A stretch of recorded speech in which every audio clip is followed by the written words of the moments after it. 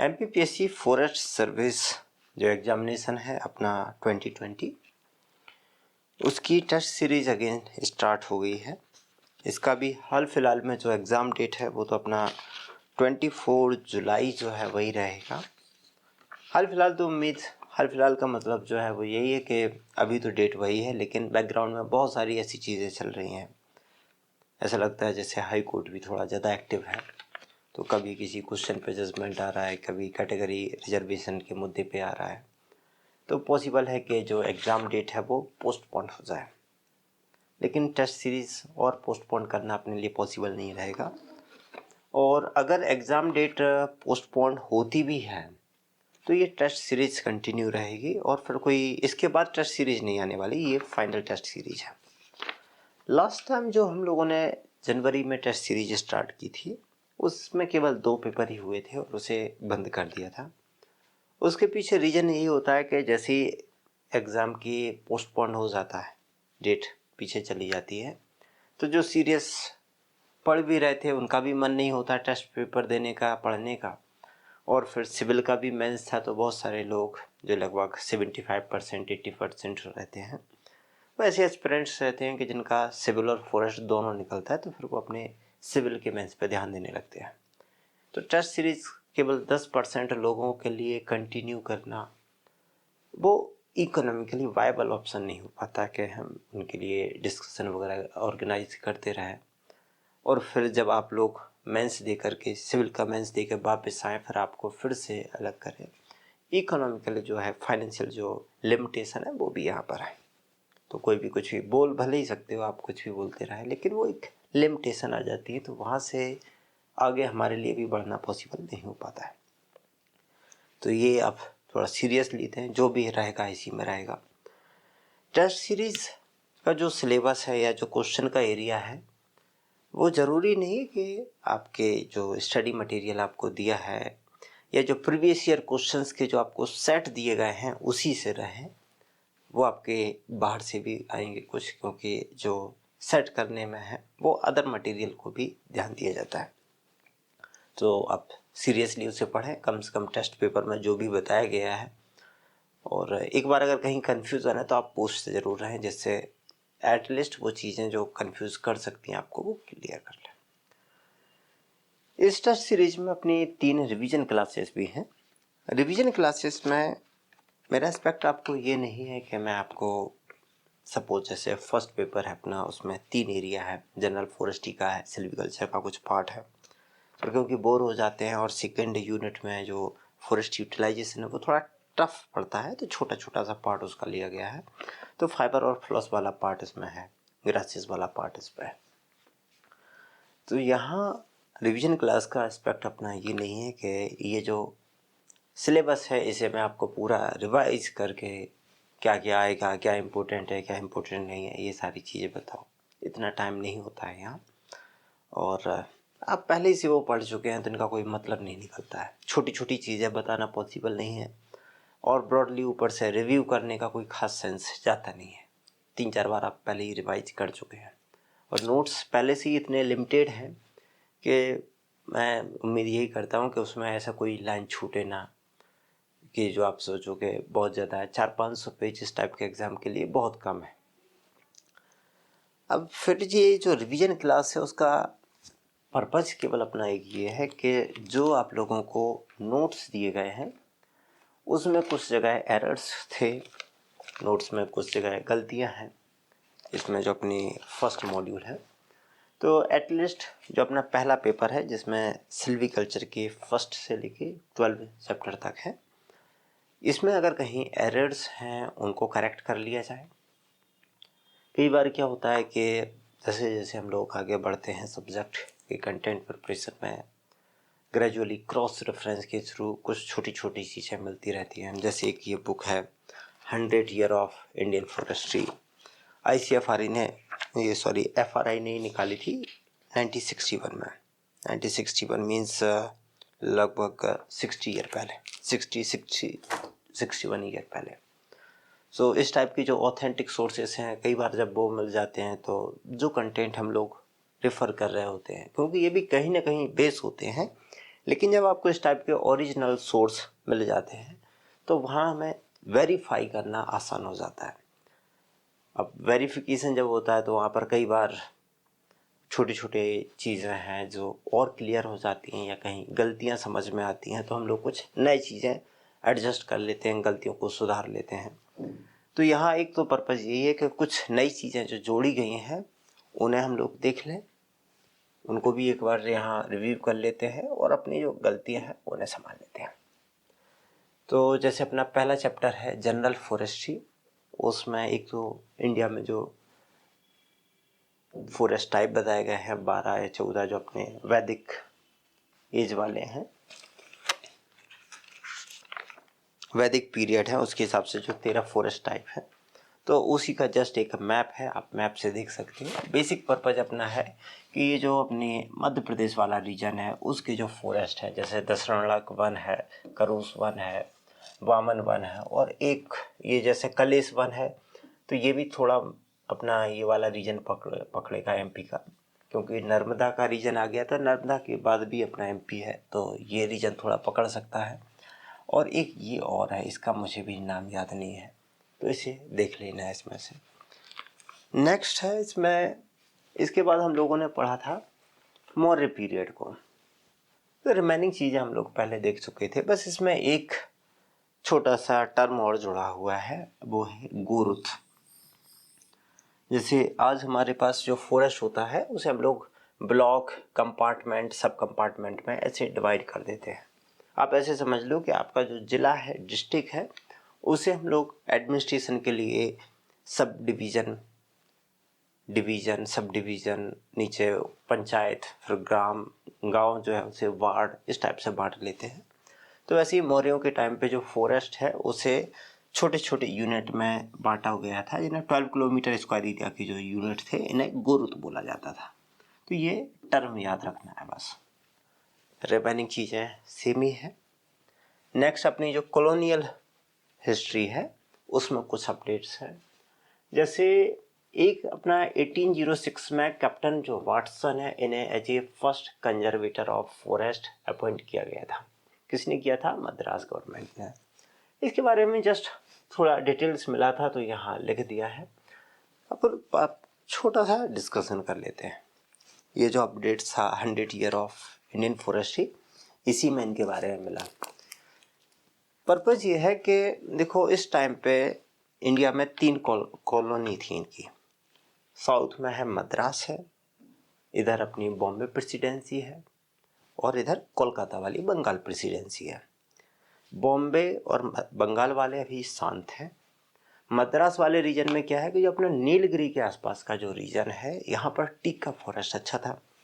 वो त्रावणकोर वाले जो राजा वगैरह हैं तो उनका डोमिनेंस वाला रीजन था। जैसे जैसे कंपनी जो थी इन्होंने उस पर कब्जा कर लिया तो त्रावणकोर जो है वो रीजन इनके पास आ गया था। तो इस टाइम पे इन्होंने क्या किया कि जो कैप्टन वाटसन है इन्हें अपॉइंट कर दिया। रीजन ये था, अब त्रावणकोर पूरा आया नहीं आया वो अलग मुद्दा है अपना, यहाँ नहीं है, हिस्ट्री नहीं पढ़नी है। पर्पज़ ये था कि वो जो नीलगिरी के आसपास का रीजन था वहाँ टीक बहुत अच्छी क्वालिटी का था। तो जो लोकल रूलर्स हैं, अदर जो है लोकल पीपल्स है, वो वैल्यूएबल जो टिम्बर था टीक का उसे एक्सप्लॉइट ना कर लें। तो इसलिए उस टाइम पे जो मद्रास प्रेसिडेंसी थी उसने कैप्टन वाटसन को अपॉइंट कर दिया था as a conservator of forest. और ये जो कंजर्वेटरशिप स्टेबलाइज की गई, इसका पर्पज क्या था कि फॉरेस्ट में जो टीक है उसे कंजर्व कैसे करना है, रिजर्व कैसे करना है। आपको अगर पेड़ काटना है तो पेड़ काटने की परमिशन लेनी पड़ेगी। अगर आप कहीं भी टिम्बर को बाहर कहीं भी रास्ते में लेके जा रहे हो तो आपको ट्रांजिट परमिशन की ज़रूरत पड़ेगी।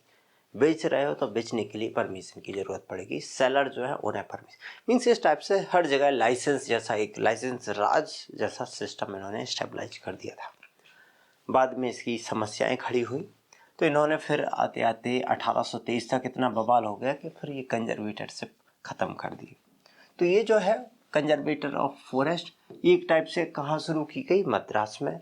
अब इसे फर्स्ट कंजर्वेटर बोला जाता है, कई बार लिख दिया जाता है फर्स्ट कंजर्वेटर ऑफ इंडिया, तो इस टाइम पे ये भी बोल सकते हो कि भाई इंडिया का पहला था, क्योंकि और तो कहीं कोई था ही नहीं। बॉम्बे और अपना बंगाल प्रेसिडेंसी तो शांत है। तो या तो आप इसे जस्ट इतना पढ़ सकते हैं, फर्स्ट कंजर्वेटर ऑफ फॉरेस्ट या first conservator of forest of India.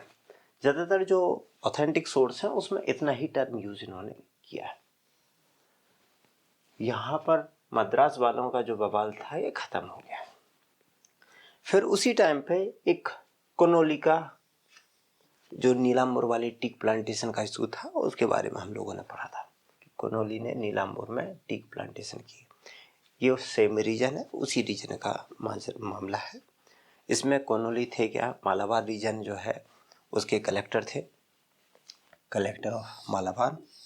अब जैसे आप सपोज किसी डिस्ट्रिक्ट के कलेक्टर हैं, सपोज इंदौर का कलेक्टर है, आपका संडे हुआ और स्वच्छ भारत अभियान में किसी पार्क में सफाई करनी है और कलेक्टर वहाँ पर जाके साफ कर रहा है, तो क्योंकि वो उस पूरे रीजन का कलेक्टर है तो वो वहाँ पर छोटे मोटे जो भी काम होंगे उसमें इन्वॉल्व, पार्टिसिपेशन उसका होगा।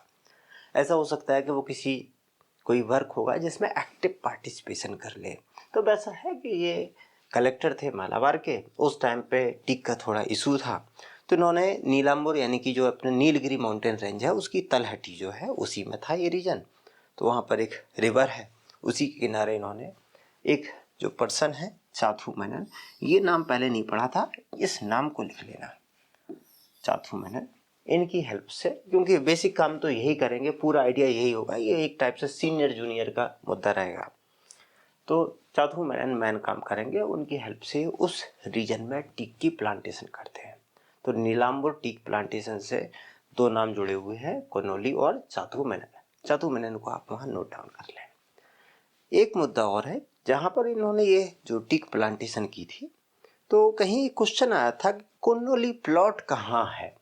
अब जहाँ पर इन्होंने प्लांटेशन का काम किया तो वो छोटे छोटे से, जैसे हम लोग एरिया बना देते हैं, प्लॉट बनाते हैं, उसमें प्लांटेशन कर दी, फिर साइड में एरिया बनाया उसमें प्लांटेशन की, तो एरिया वाइज धीरे धीरे करते हैं। तो इन्हीं के रिस्पेक्ट में वो एक एरिया था उसका नाम रख दिया गया है कोनोली प्लॉट। तो ये कहाँ पर है, नीलांबर वाले रीजन में। अब तीसरा अपडेट, यहाँ पर कैंपबेल वगैरह है, ये सारी चीज़ें हम लोग पहले पढ़ चुके थे। अब यहाँ पर मद्रास वाले हैं, उन्होंने फर्स्ट कंजर्वेटर बनाया था, किसे, वाटसन को।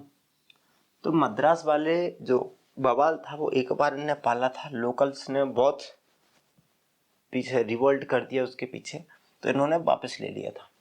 मतलब इन्हें काफ़ी रिस्पॉन्स मिला, बैकफायर कर दिया। अब फिर क्या करेंगे मद्रास, ये अपने बॉम्बे वाले, तो 47 में बॉम्बे प्रेसिडेंसी ने गिब्सन को अपॉइंट कर दिया as a conservator of forest. ये एक्चुअल में पुलिस में थे। Bombay presidency did a foundation of forest service in India. तो गिब्सन किस में थे, ये पुलिस सर्विस में थे।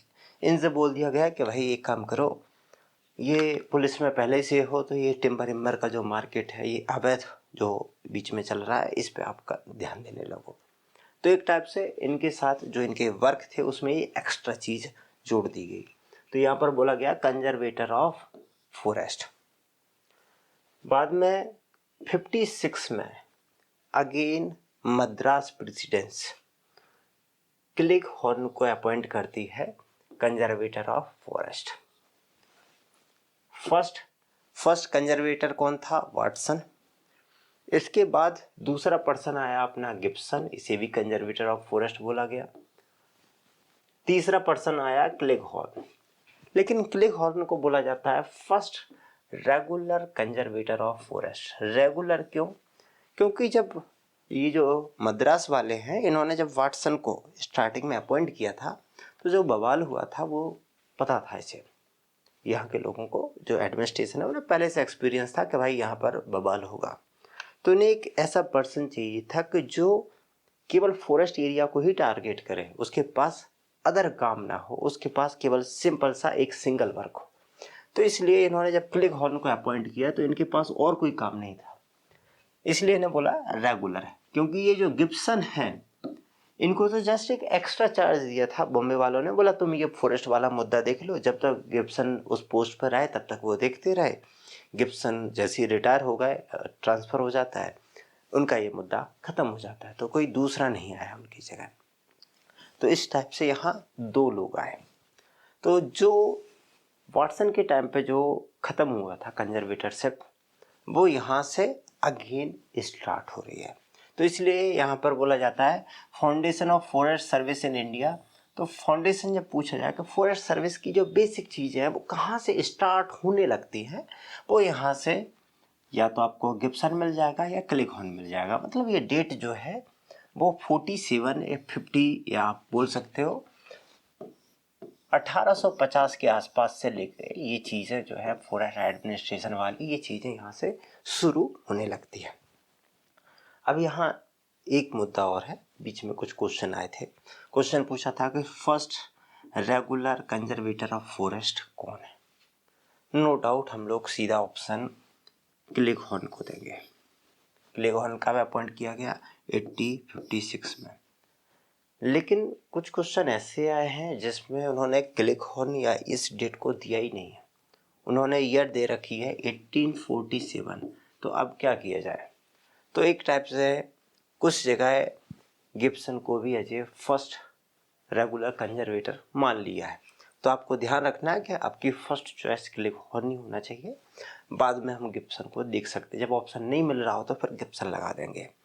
इसे हालांकि इससे वेरीफाई किया है, लेकिन इसमें जो डाटा है वही मैंने यहाँ लिखा है। क्वेश्चन कई बार ऐसा भी हो जाता है कि सपोज 2 क्वेश्चन आए हैं, फॉर एग्जांपल के लिए जो तमिलनाडु की सर्विस है उनके फॉरेस्ट के आते हैं, तो नागालैंड वाले बिल्कुल वहीं से आंखें बंद करके कॉपी पेस्ट मार देते हैं।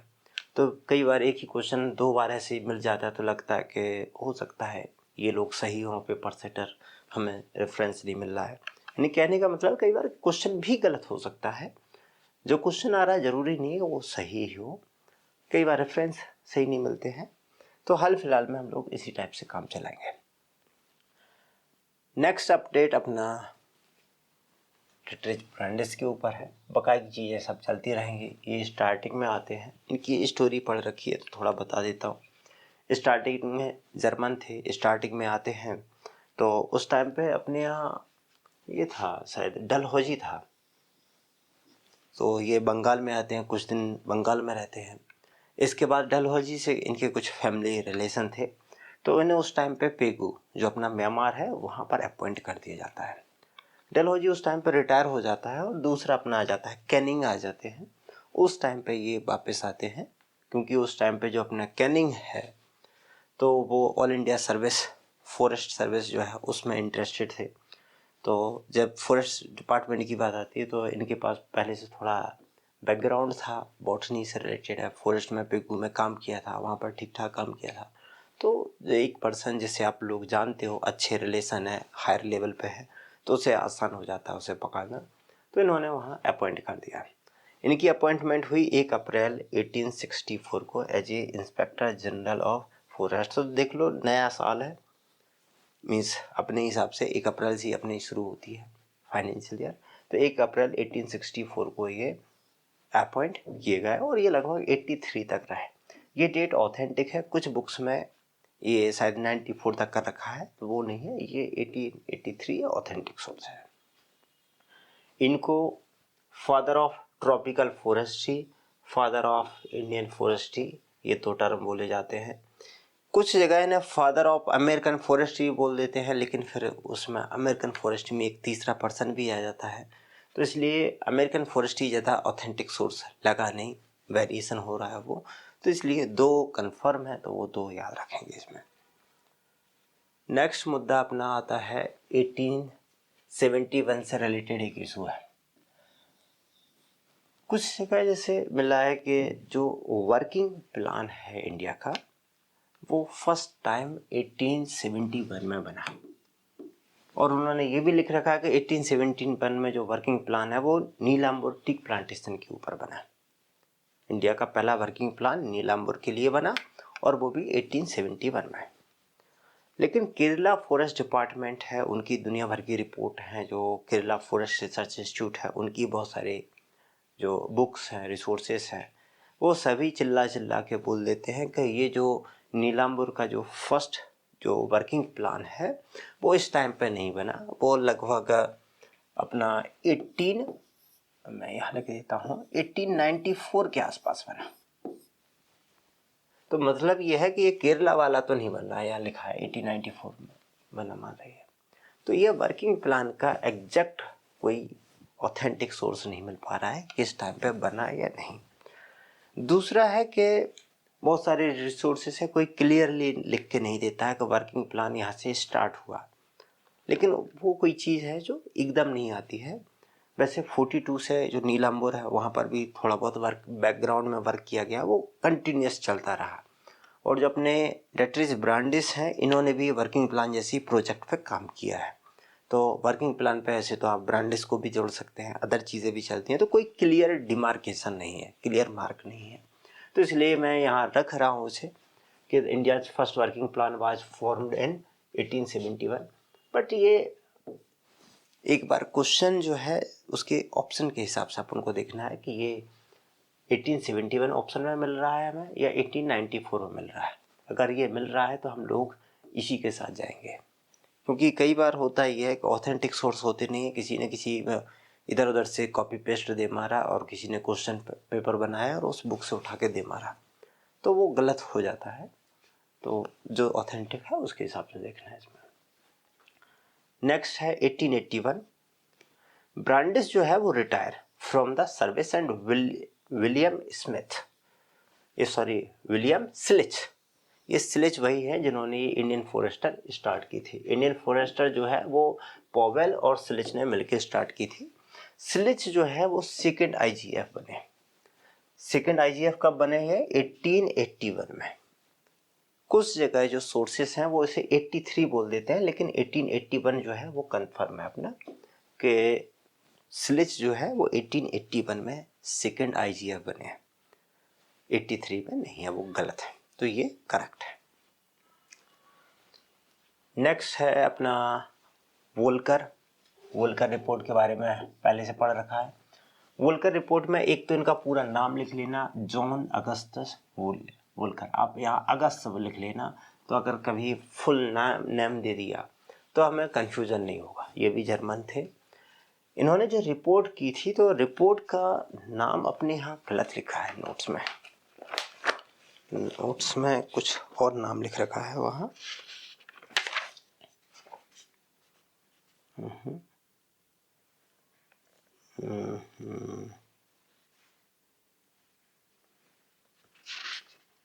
गलत जगह देख रहा हूँ। रिफॉर्म इन इंडियन एग्रीकल्चर इस टाइप से लिखा है, वो ये नाम नहीं है।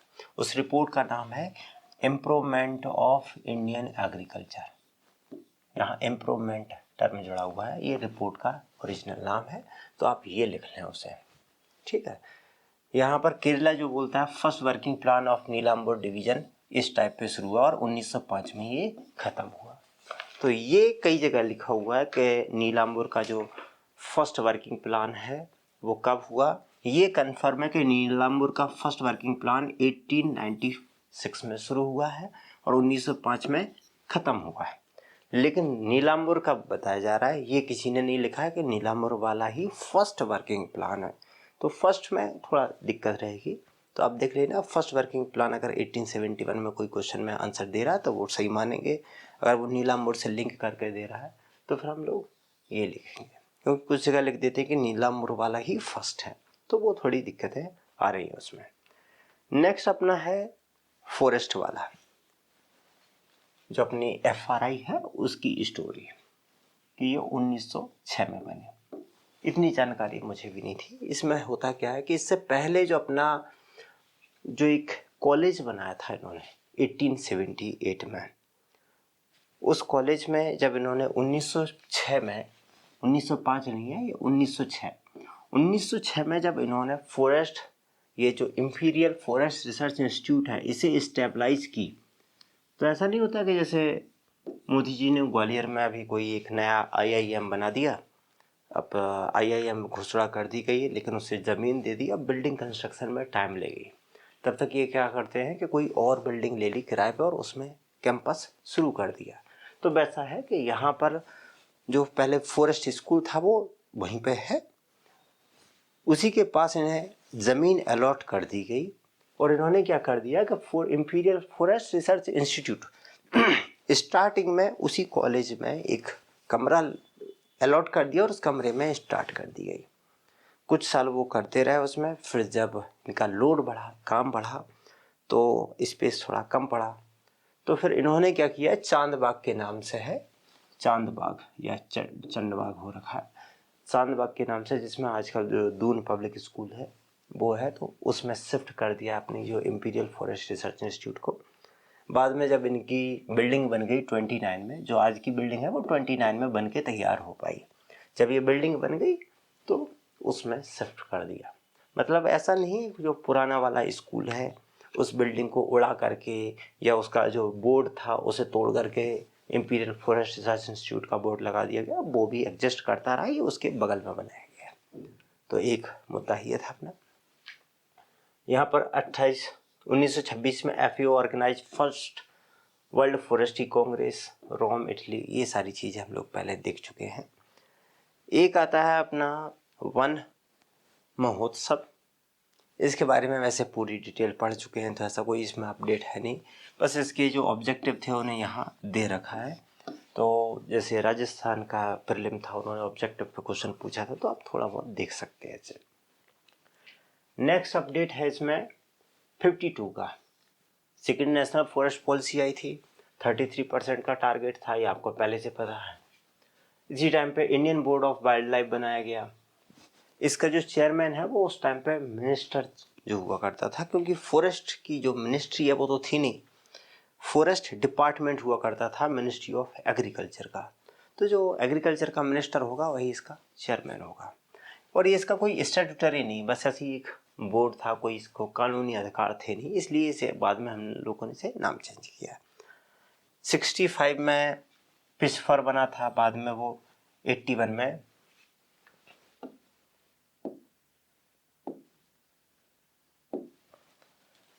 1965 में जो पिस्फर बना था वो 1981 में फॉरेस्ट सर्वे ऑफ इंडिया बन गया।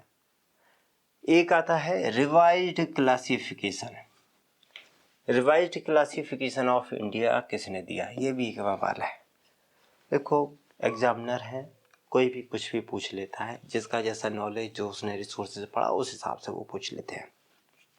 तो यहाँ रिवाइज के लिए 2 केस है। पहला है चैंपियन एंड सेथ, इन्होंने पहले अपना क्लासिफिकेशन दिया था 1965 में, उसी को रिवाइज करके 1968 में दिया। तो एक ऑप्शन हो सकता है आपके पास कि रिवाइज फॉरेस्ट क्लासिफिकेशन किसने दिया, तो चैंपियन एंड सेथ ने, ये अपना करेक्ट आंसर है। लेकिन अगर आपको चैंपियन एंड सेथ ना दे करके अगर कोई आपको नेशनल कमीशन ऑन एग्रीकल्चर की रिपोर्ट दे दे, वो ऑप्शन में है और चैंपियन एंड सेथ नहीं है, सपोज ये ऑप्शन नहीं है, तो फिर दिमाग खराब होगा कि क्या लगा दें। तो नेशनल कमीशन ऑन एग्रीकल्चर उसको भी हम लोग रिवाइज मान लेते हैं। ऐसा इसलिए क्योंकि उन्होंने फॉरेस्ट को फंक्शन के बेसिस पे अगेन रिवाइज किया वहाँ पर। अब क्योंकि वो कमीशन जो है एग्रीकल्चर की थी और उस टाइम पे कमीशन बड़ी है, ये जो फॉरेस्ट है वो तो एक डिपार्टमेंट, एक कुंडी में पड़ा है मिनिस्ट्री ऑफ एग्रीकल्चर की, तो जो कमीशन काम कर रहा है वो पूरे फॉरेस्ट पे अप्लाई हो रहा है, तो इसलिए वो उनका भी आ जाता है। तो आपको ध्यान रखना है कि ऑप्शन किस हिसाब से है। वैसे दोनों में से अभी तक कहीं भी दोनों नहीं मिले हैं, आपको एक ही मिलेगा, या तो चैंपियन एंड सेथ मिलेगा या नेशनल कमीशन ऑन एग्रीकल्चर मिलेगा।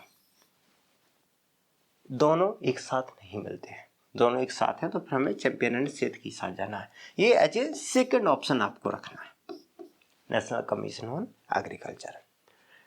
नेक्स्ट अपडेट है यूनेस्को का, कि इसका जो मैन एंड बायोस्फीयर जो प्रोग्राम है वो कब शुरू किया गया, वो 1971 में किया गया है। इसने अभी 15th एनिवर्सरी मना, ये 15th एनिवर्सरी मनाई है 21 में, तो इसलिए आप थोड़ा याद रख सकते हो कि 21 में मनाई है, तो ये अपने लिए कुछ काम का हो सकता है।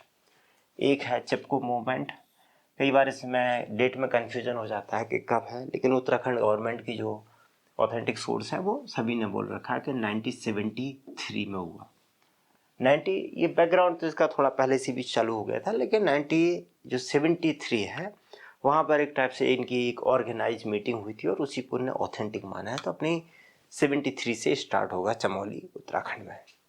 अभी इसका वो हुआ भी था चिपको मूवमेंट का, तो उसमें सुंदरलाल बहुगुणा है, चंडी प्रसाद भट्ट है और गौरा देवी है। 3 लोग उसमें अपने नाम याद रखने होते हैं। 76 का जो अपना अमेंडमेंट था, कॉन्स्टिट्यूशनल अमेंडमेंट एक्ट, बगैर की चीज़ें पता है आपको। इसमें जो 2 आर्टिकल हैं ना, हम लोग कई बार बीच में पढ़ चुके हैं, बस यहाँ एक साथ लिख दिया गया है, 48A और 51A। 48A और 51A, इनके अंदर क्या है वो देख लेना। एमपी में क्वेश्चन पूछा गया था कि यूनेस्को ने जो अपना मैन एंड बायोस्फीयर प्रोग्राम चालू किया था, बाद में उन्हें लगा कि प्रोग्राम अच्छा है, तो फिर उन्होंने शायद 73 में एक ब्यूरो ओपन कर दी थी। उसके थ्रू फिर उन्होंने वर्ल्ड लेवल पे ये बायोस्फीयर प्रोग्राम वाला काम आगे बढ़ाया। तो उन्होंने सबसे पहले ब्रिटेन यानी कि यूके, उसमें था वेस्टर रोज बायोस्फीयर रिजर्व, इसको वर्ल्ड का पहला बायोस्फीयर रिजर्व बना दिया गया। कब बना? लगभग उसी टाइम पे, इंदिरा गांधी के टाइम पे। ये पूछा गया कि ये जो है वर्ल्ड का पहला बायोस्फीयर रिजर्व कौन है, तो वेस्टर रोज बायोस्फीयर रिजर्व है, ब्रिटेन वाला। अपने एमपी में ही पूछा था। नेक्स्ट अपडेट है बायोडाइवर्सिटी एक्ट से रिलेटेड। तो इसमें यह है कि एक्ट कब आया, एक्ट लिखा तो 2002 है, तो वही लिखना पड़ेगा हमें भी। ये जो अथॉरिटी है बायोडाइवर्सिटी अथॉरिटी, इसके ऊपर वही है कि भाई चेन्नई में है और 2003 में बनी, 2003 में ये स्टेबलाइज हुई। National board of wild life, ये है स्टेटूटरी है, प्रधानमंत्री इसके चेयरमैन होते हैं। कब आया? 3 में, अटल जी की गवर्नमेंट थी, इसके बाद 4 में चली गई थी, अटल जी के टाइम पे यहाँ हो गया था। एडवाइजरी वाला काम है इसमें। टाइगर टास्क फोर्स है, इसका देख लेना यहाँ कि कब स्टेबलाइज हुआ, 2005 में। स्टेटूटरी बॉडी ये 2006 में बनी, क्योंकि 6 में वाइल्ड लाइफ प्रोटेक्शन एक्ट है, उसमें 6 में अमेंडमेंट किया गया था, ये पहले बन गई थी। National mission on green India है, इससे रिलेटेड क्वेश्चन है। जनरली होता क्या है कि कोई भी मिशन जैसे ही लॉन्च होता है, उसी का जो ईयर है वो चलता रहता है। नेशनल जो ग्रीन इंडिया मिशन है, ये लॉन्च हुआ था कांग्रेस के टाइम पे, फरवरी 2010 में।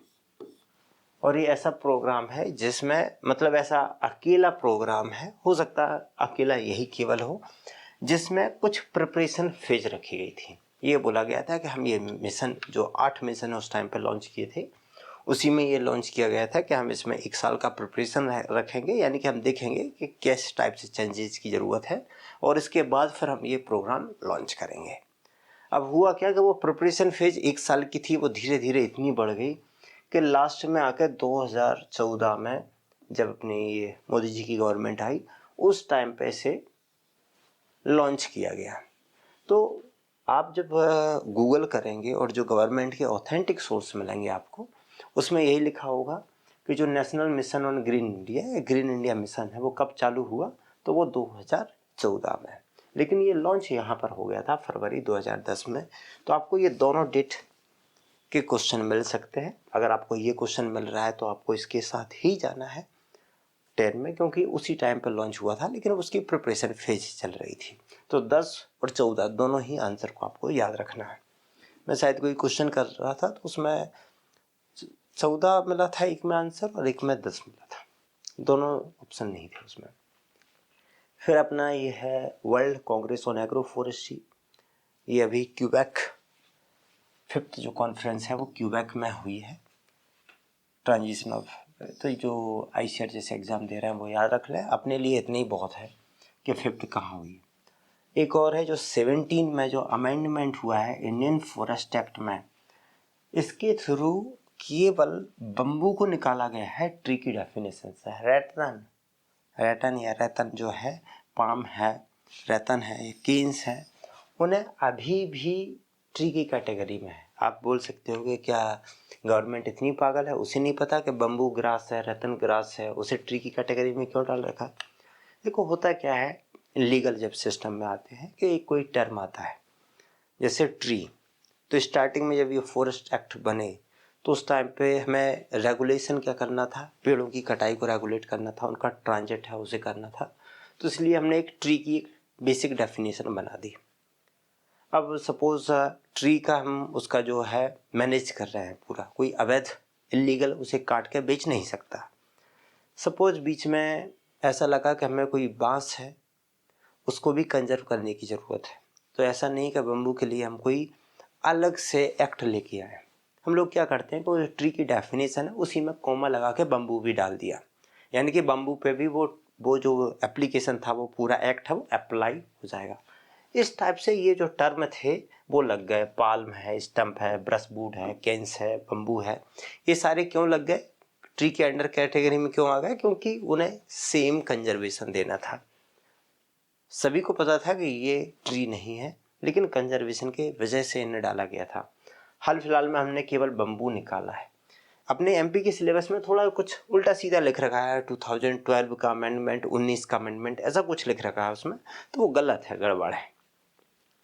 एक और है अपना इशू इसमें, वो है जॉइंट फॉरेस्ट मैनेजमेंट, कि ये जो कॉन्सेप्ट है वो कब इंट्रोड्यूस हुआ। ये जो क्वेश्चन है ये शायद छत्तीसगढ़ का है, या तो सीजी का है, लगता तो सीजी का ही है, या फिर शायद किसी, तो अभी रिसेंटली कोई एग्जाम हुआ है उसका क्वेश्चन है। अब यहाँ जीएफएम के साथ अपने दो इशू है।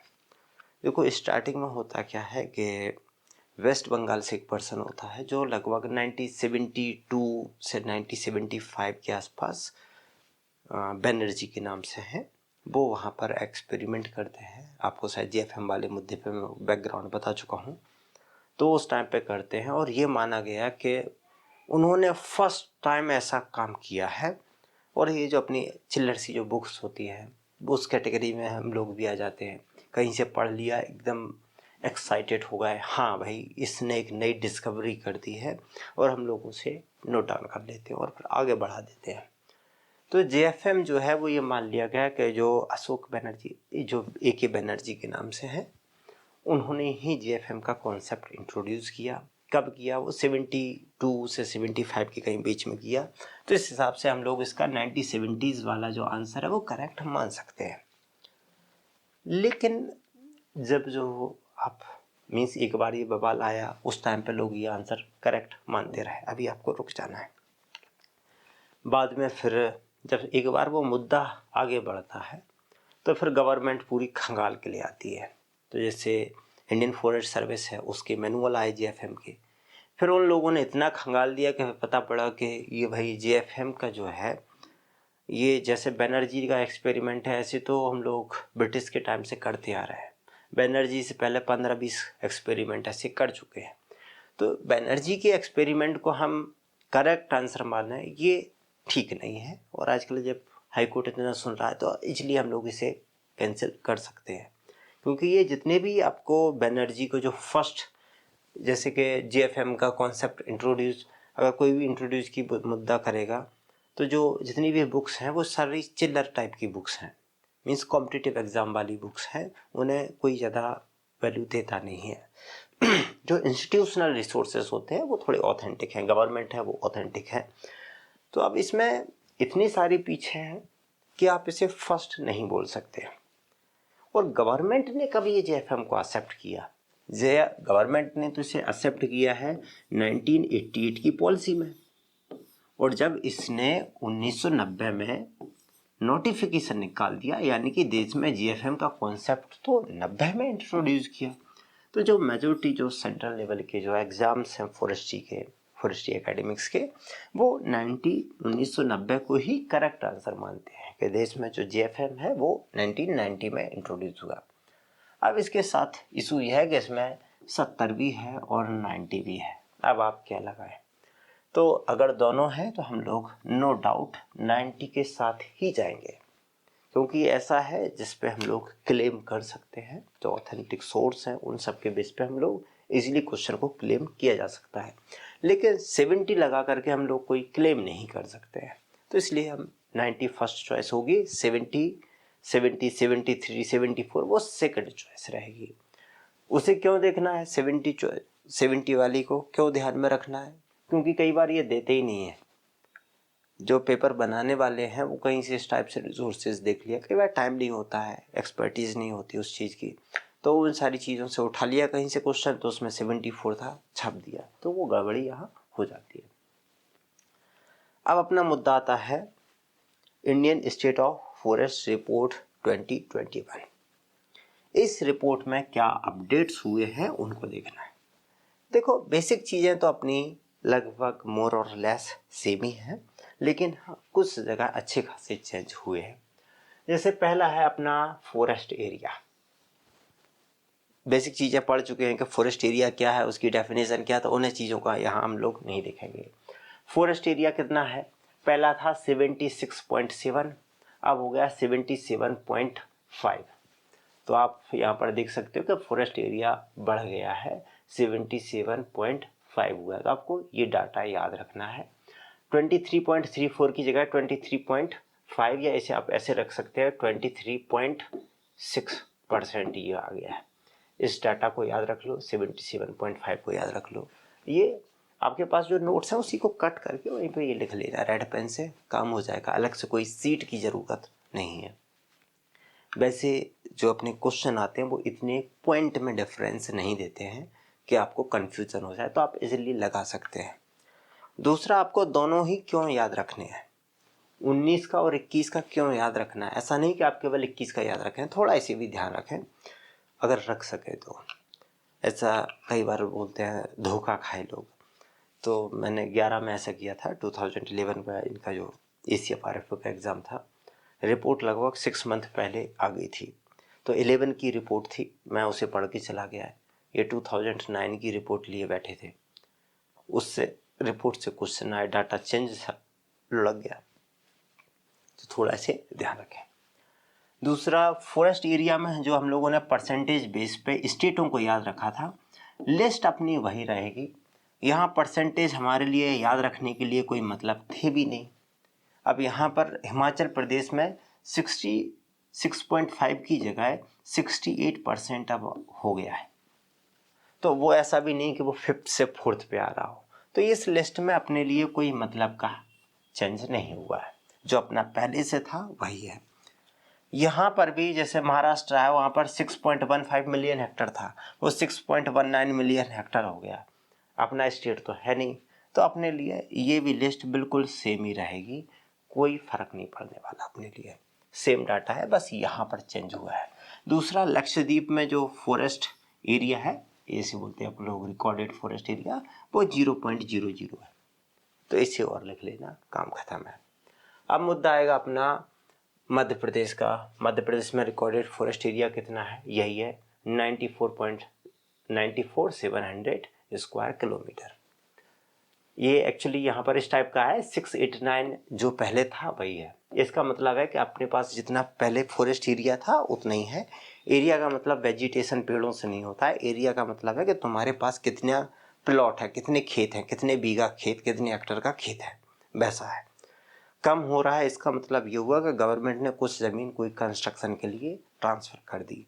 बढ़ गया, इसका मतलब है कि गवर्नमेंट ने कोई वेस्ट लैंड था, किसी फार्मर की लैंड थी कंपा के अंडर, उसे ऐड कर लिया, तो ऐसे वो बढ़ जाती है। अपने पास वही है। यहाँ एक एरर है जो मेरी एंड पे हुआ है।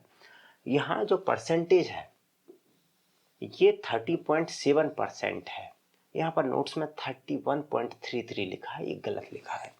30.7% ऑफ स्टेट जियोग्राफिकल एरिया है, इसे करेक्ट कर लें।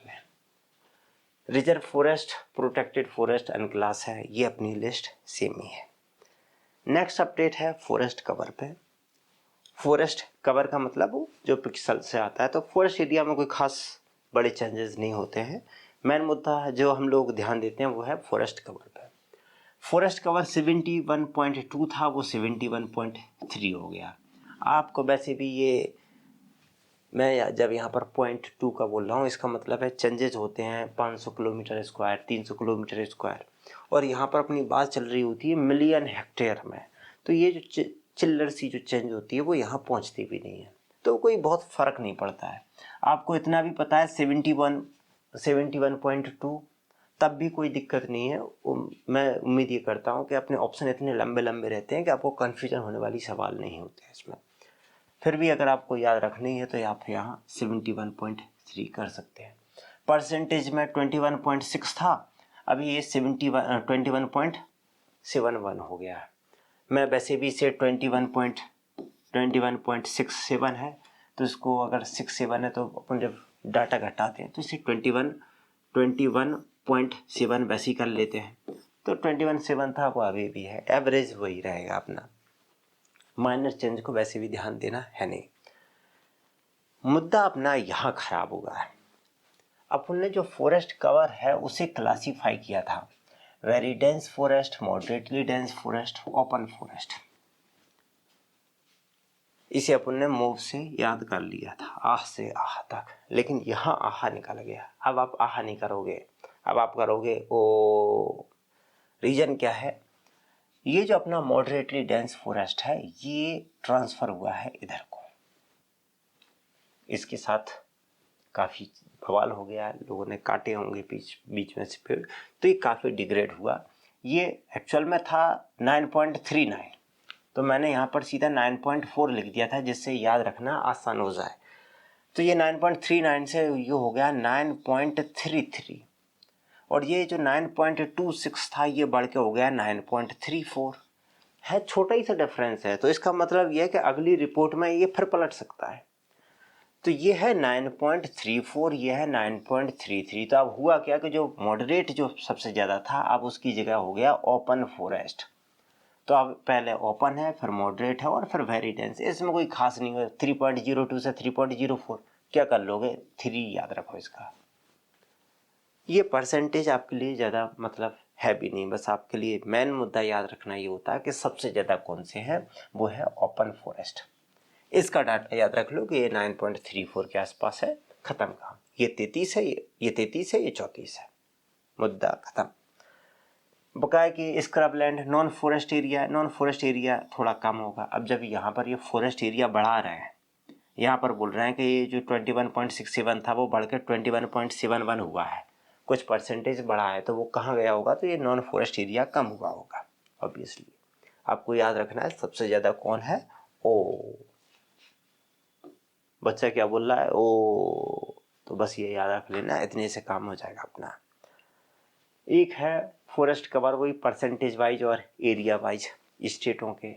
इस फिगर में जो थोड़े बहुत चेंजेस हुए हैं, जैसे मिजोरम है, मिजोरम का थोड़ा घट गया है, अंडमान निकोबार है, इसका थोड़ा बढ़ गया है, लेकिन इससे परसेंटेज पे कोई फ़र्क, परसेंटेज हम लोग पहले भी याद नहीं रख रहे थे, तो अपनी जो लिस्ट है उसमें कोई फ़र्क आया नहीं।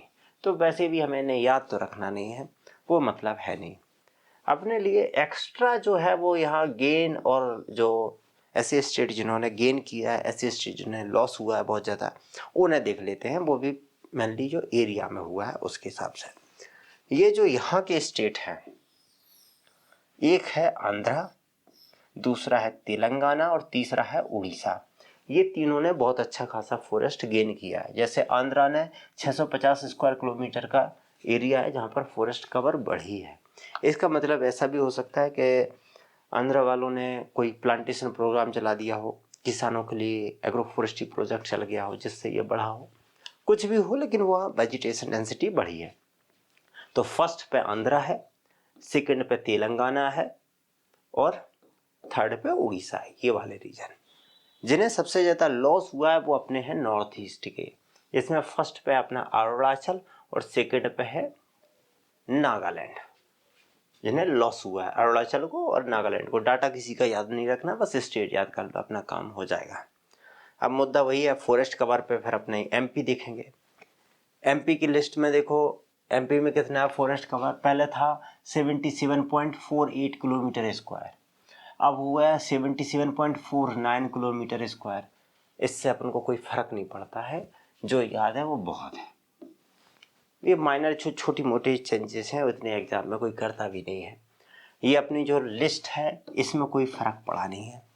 अब मान लो श्योपुर है, श्योपुर में 52 है, वो 52.1 है, 1% बढ़ गया, 2% बढ़ गया, तो ये ऐसा थोड़ी कि 53 को टक्कर दे दे, तो कोई फर्क नहीं पड़ा, वही है। अपने यहाँ जो परसेंटेज था वो पहले से ही था, सबसे ज़्यादा ओपन थे, फिर अपने मॉडरेट डेंसिटी और सबसे कम वेरी डेंसिटी। तो ये जो ओ कर रहे थे ये तो हम पहले से करते आ रहे थे, बस ये कि पहले अपने मामा ओ करते थे, अब मोदी जी भी कर रहा है ओ, तो बस ऐसा चल रहा है। नेक्स्ट है एमपी में अपने जो फॉरेस्ट टाइप थे, जो 12 इनने कैटेगरी बना रखी थी रिपोर्ट में, उस मुद्दे पे इसमें जो अपना टीक का एरिया है वो बढ़ा है। टीक का एरिया पहले था 28.7, जो अब हो गया है 29.79, यानी कि मतलब ये है, सीधी सी बात है, ये 29.8% जो है वो अपना पूरा जो एमपी में फॉरेस्ट है वो टीक का फॉरेस्ट है, यानी कि लगभग 30%। और जो साल है वो भी 8.4 की जगह थोड़ा कम हो गया है, वो 8.3 है। ये नई रिपोर्ट ने बता दिया। अपना जो प्रीलिम का क्वेश्चन था उसमें भी क्वेश्चन आया था, पहले इनने कुछ आंसर 20 के आसपास दे रखा था, लेकिन अभी हाई कोर्ट ने बोल दिया है तो फिर अपना आंसर डी है। और तो उसमें है नहीं, सबसे बड़ा ग्रुप 5वां है ट्रॉपिकल ड्राई डेसिडुअस फॉरेस्ट का, वो वही रहेगा, वो बदल नहीं जाएगा। अपना डाटा में लगभग थोड़ा बहुत अगर ऊंच नीच हुई भी है तो कोई खास मतलब का है नहीं। वैसे भी हमें टेबल याद रखनी पहले भी नहीं थी। इस टेबल का एक ही केवल पर्पज था कि ये टीक साल कितना है उसे काउंट किया जा सके, तो जिससे अपने क्वेश्चन का बवाल हो जाए। दूसरा ये देखना था कि सबसे बड़ा ग्रुप है वो ग्रुप 5 है। आपको यहाँ हर एक को याद रखने की वैसे भी ज़रूरत नहीं थी और अभी भी ज़रूरत नहीं है। यहाँ पर अपना हो गया। एक मुद्दा था अपना मध्य प्रदेश स्पेसिफिक में, यहाँ पर बवाल था कि ये स्टेट फ्लावर जो है वो वाइट लिली है या पलास या ढाक। देखो भाई, 3-4 रिसोर्सेस होते हैं, क्योंकि जनरली हम लोग स्टेट जो है वो कई बार क्लियर इन्फॉर्मेशन नहीं देता है, तो जो सेंटर की रिपोर्ट्स हैं उन्हें यूज़ कर लेते हैं। तो उसमें क्या है कि जैसे वाइल्ड लाइफ जो है, WII wild life institute of India, उसका जो पोर्टल है एनविस पोर्टल, ये जो जो वाइल्ड लाइफ से रिलेटेड इन्फॉर्मेशन है, स्टेट से रिलेटेड इन्फॉर्मेशन है, वो मेंटेन करता है। ऐसी मिनिस्ट्री जो है अपनी ministry of environment and forestry, उसने ऐसे लगभग 40 के आसपास जो है सेंटर बना रखे हैं, अलग अलग स्पेसिफिक हैं। जैसे फॉरेस्ट मैनेजमेंट से रिलेटेड जो डाटा है उसका सेंटर अपने यहाँ भोपाल में है, IIFM में है। बायोडाइवर्सिटी वालों के जो सेंटर है, तो बायोडाइवर्सिटी से रिलेटेड डाटा जो है वो जो नेशनल बायोडाइवर्सिटी बोर्ड है वो मेंटेन करते हैं। तो ऐसे छोटे छोटे अलग अलग सेंटर बना रखे हैं, तो गवर्नमेंट ऑथेंटिक सोर्स ही होता है उनके पास। तो ये जो है इन्होंने बोल रखा था कि मध्य प्रदेश है उसका जो स्टेट फ्लावर है वो है पलास या पैरोट ट्री। दूसरा, स्टेट जो बायोडाइवर्सिटी बोर्ड है उसकी पुरानी वेबसाइट है, बॉटनिकल सर्वे ऑफ इंडिया है, वो भी पलास कोई स्टेट फ्लावर बोल रहा था, तो इस वजह से अपने में लगा रखा था। लेकिन जो मध्य प्रदेश का जो स्टेट बायोडाइवर्सिटी बोर्ड है, इसकी जो अभी नई वेबसाइट है उसने एक क्वेश्चन डाला हुआ है। उस क्वेश्चन में उसने खुद उसको वाइट लिली माना है। स्टेट जो फ्लावर है मध्य प्रदेश का वो वाइट लिली इसने माना है। स्टेट बोर्ड है जब वही मान रहा है तो इसका मतलब है कि इसमें ऑथेंटिसिटी है। बट होता क्या है कि इसे डायरेक्ट क्लेम करना कई बार मुश्किल हो जाता है। दूसरा, आप लोगों को आशा की वेबसाइट है उसमें भी वाइट लिली है, तो अब वाइट लिली के भी ऑथेंटिक है, वो भी ठीक है, तो आपके पास ऑप्शन है, आप दोनों में से कोई भी मान सकते हैं। मेरा परसेप्शन ये है कि मैं वाइट लिली को फर्स्ट चॉइस रख लूँगा। ये ऑप्शन में मिल रहा तो मैं वाइट लिली लेके आऊँगा। अगर वाइट लिली ऑप्शन में नहीं है तो फिर मैं ढाक लगा के आ जाऊँगा। अपने पास यही ऑप्शन होता है जब कोई क्लियर इन्फॉर्मेशन नहीं मिल रही हो कि दोनों में लेके चल लेंगे हम लोग। लेकिन फर्स्ट चॉइस मैं वाइट लिली रखूँगा, क्योंकि ये जितनी भी अपनी MPGK की बुक्स हैं ज़्यादातर वाइट लिली बोल रखा है इनने, तो फिर वाइट लिली लेके चलेंगे। तो आप वहाँ ढाक को सेकंड कर लें, वाइट लिली फर्स्ट कर लें। नेक्स्ट अपडेट है अपना सिल्वीकल्चर, जो अपना सेकंड चैप्टर है उसमें एक टर्म जुड़ा है। अभी रिसेंटली छत्तीसगढ़ में जो है व्यापम, जैसे अपना MP व्यापम है वैसे ही CG का व्यापम है। तो एक्चुअली होता क्या है कि एक तो है फॉरेस्ट डिपार्टमेंट में जो ACF-RFO की पोस्ट होती हैं उनकी रिक्रूटमेंट, जैसे आप लोग प्रिपरेशन कर रहे हैं तो अपने PSC के थ्रू होती है। इसके साथ में एक फॉरेस्ट डेवलपमेंट बोर्ड भी होता है, एक टाइप से कॉर्पोरेट की तरह काम करता है, एक अलग से एक बॉडी होती है। उसका काम होता है कि एक एरिया उसे दे दिया जाता है, वहाँ पर पेड़ों की खेती करता है। सीधी सी बात है, पेड़ों की खेती, वहाँ से वो पेड़ों को काट काट के मार्केट में बेचेगा, जिससे मार्केट की जो टिम्बर की ज़रूरत है उन्हें पूर्ति की जा सके। तो ये जो बोर्ड है एमपी में भी है, वैसे ही छत्तीसगढ़ में है, तो उसका एग्ज़ाम कराता है छत्तीसगढ़ व्यापम।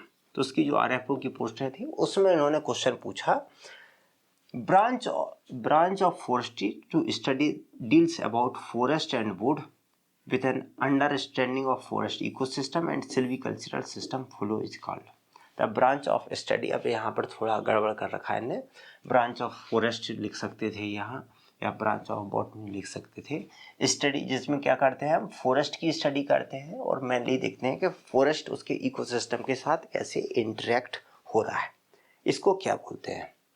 प्रैक्टिकली बोलूँ तो ये जो टर्म है सिल्वोलॉजी और सिल्वीकल्चर, इनके बीच में क्या डिफरेंस है ये मुझे भी नहीं पता। ये बुक है एलिमेंट फॉरेस्ट एलिमेंट ऑफ सिल्वोलॉजी, ये बुक है, पढ़ी है, लेकिन इसका पढ़ने का एस्पेक्ट हम लोगों का एक अलग रहा है। हम लोग जैसे ट्री क्राउन क्लासिफिकेशन है, ट्री का जो क्राउन है वो कैसे डेवलप होता है, रूट का कैसे डेवलपमेंट हो रहा है, जो स्टैंड है उसका कैसे डेवलपमेंट हो रहा है, उसके बीच में क्या कंपटीशन चल रहा है, उसके बिहेवियर को समझने के लिए हम लोग इसे काफ़ी लंबे टाइम से पढ़ते आए हैं। लेकिन कभी ये नहीं समझा कि सिल्वोलॉजी कोई एक टर्म है, अलग है। सिल्वोलॉजी और सिल्वीकल्चर अलग अलग टर्म हो सकते हैं, ये बिल्कुल कोई आइडिया था ही नहीं। तो जब ये फर्स्ट टाइम क्वेश्चन पढ़ा तो खुद भी चक्कर में आ गए, भाई क्या है ये, लगा भाई ये जो पूछ रहा है तो इसमें ऑप्शन में सिल्वीकल्चर हो सकता है, कहाँ से सिल्वोलॉजी होगा, लेकिन भाई इसका आंसर सिल्वोलॉजी है। आप सिल्वोलॉजी गूगल करोगे बिल्कुल ये सीधी सीधी डेफिनेशन आती है, वो पूछ ली। तो यहाँ कहीं भी ऊपर स्पेस होता है वहाँ सिल्वोलॉजी टर्म लिख लेना, ये डेफिनेशन। और जब इसको खंगाला गया कि है क्या ये सिल्वोलॉजी, तो पता पड़ा कि भाई कुछ नहीं है, एक बुक यही बुक है 1990 में लिखी गई थी। इन्होंने एक नया डिस्कवरी कर दी, एक नया टर्म दे दिया, और उसी टर्म को लेकर के यहाँ इन्हीं ने एक नया टर्म दिया, उसी टर्म को इन्होंने एक्सप्लेन किया, और वही सिल्वोलॉजी चल रहा है। नेक्स्ट अपडेट है एस्पेक्ट एंड एक्सपोजर वाला जो चैप्टर है अपना, ये है आपका पेज नंबर 48। इसमें क्या गड़बड़ हुई है, टाइपिंग एरर है। इसमें यहां पर लिखा है नॉर्थ एस्पेक्ट, यहां नॉर्थ को काट के लिख देना है सदर्न, और यहां जो सदर्न लिखा है उसको काट के लिख देना है नॉर्दर्न। बकाया का सब ठीक है, यहां उल्टा हो गया टाइपिंग में, जिससे ये पूरा सेंस ही इसका बदल गया। नेक्स्ट एरर है अपना चैप्टर जो फॉरेस्ट सक्सेशन है उसमें यह है कि कॉलोनाइजर और पायोनियर, ये हम लोगों को भी पता नहीं था एक्चुअल में। पायोनियर का मतलब क्या है कि जैसे अपन बोलते हैं कि ये जो है पर्सन है, ये इस आईटी सेक्टर में पायोनियर है, इन्होंने आईटी सेक्टर को स्टार्ट किया है, इंडिया में आईटी सेक्टर पूरा इन्होंने खड़े किए, स्टार्टिंग का काम इन्होंने किया। और कॉलोनाइजर का मतलब है कि जिसने कहीं पे जाकर के सबसे पहले अपनी कॉलोनी स्टार्ट की, लोगों को बसाना शुरू कर दिया। यानी कि दोनों ही ऐसे टर्म है जिसका मतलब है कि कहीं पे कुछ स्टार्ट करने वाले, इनिशिएटर। अब होता क्या, दो टर्म मिल जाते हैं तो कई बार कंफ्यूजन होता है कि स्टार्ट कौन करता है। ये पहले होता है, पायोनियर आते हैं, उनके बाद कॉलोनाइजर आते हैं, कॉलोनाइजर के बाद पायोनियर आते हैं। तो भाई ये अलग अलग टर्म नहीं है, यहाँ सेंटेंस में थोड़ा बहुत लिख रखा है तो ऐसा लगता है कि ये कुछ अलग अलग है।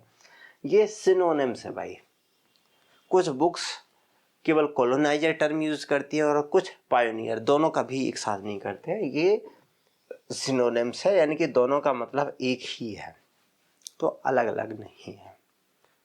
एक अपडेट है बीच में सक्सेशन में ही है, एक किसी ने क्वेश्चन शेयर किया था तो उसमें था हाइड्रोफाइट और हाइग्रोफाइट। अब ऑप्शन में हाइग्रोफाइट दोनों लिखा इस टाइप था कि प्लांट जो है, जो वाटर मीन्स मॉइस्ट एरिया जो है उसमें ग्रो करता है, बहुत ज़्यादा मॉइस्ट है, यहाँ पर वेट कंडीशन में ग्रो करता है, तो उसे क्या बोला जाए। अब वेट कंडीशन से दिमाग में आता है कि मतलब पानी में उग रहा है तो सीधा सीधा हाइड्रो लगा दो, लेकिन हाइग्रो से फिर समझ में नहीं आता। देखो हाइड्रो मतलब वाटर, तो पानी में उगने वाले प्लांट्स हैं वो सीधा सीधा हाइड्रोफाइट हैं। हाइग्रो का मतलब क्या है? वाटर को खींचने वाले। हाइग्रो टर्म हम जनरली यूज़ करते हैं वेंडा वगैरह है, यानी कि ऐसे प्लांट्स जो एपीफाइट है, दूसरे पेड़ों के ऊपर उगते हैं। उनकी जो रूट्स हैं वो रूट्स इस टाइप से होती हैं, हाइग्रोस्कोपिक होती हैं, जो एयर में जो मॉइस्चर है उसे अब्जॉर्ब कर लेती है। वो है हाइग्रोस्कोपिक वाला जो काम करते हैं, वो वाला मुद्दा।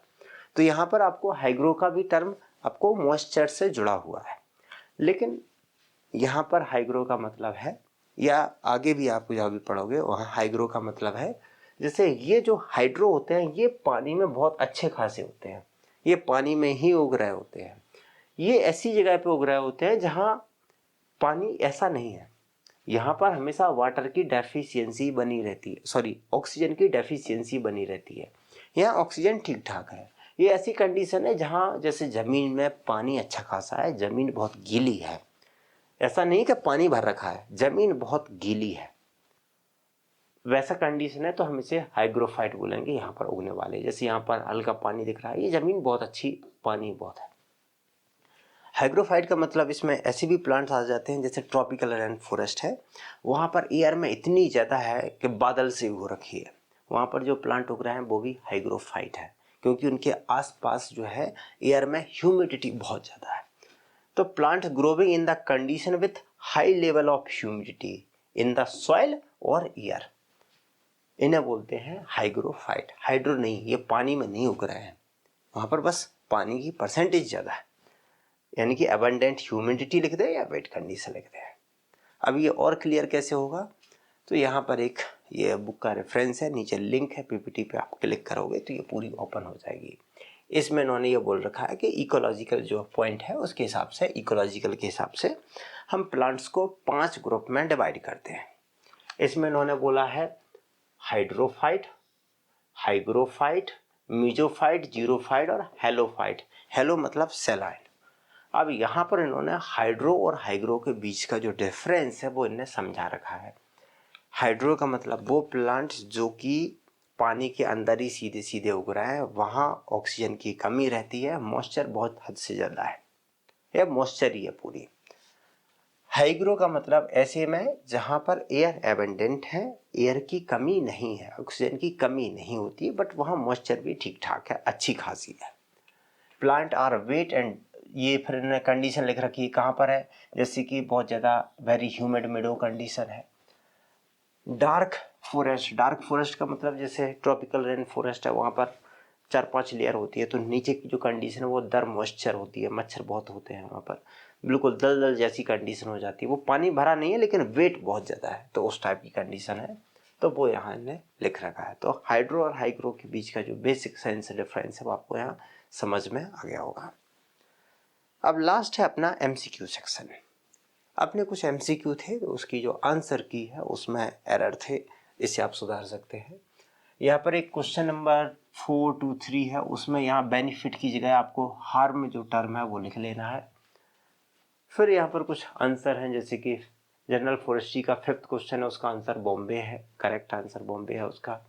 अदर भी है, तो ये जो है इन्हें आप पीपीटी से डाउनलोड करके अपनी की जो आंसर की है उसमें आप करेक्ट कर दें। अपने इसमें रिवीजन की आज की उम्मीद नहीं था, नेक्स्ट टाइम के लिए फिर देखते हैं, अगर बीच में ज़रूरत पड़ी कुछ और चीज़ों की अपडेट की तो फिर आगे देखेंगे।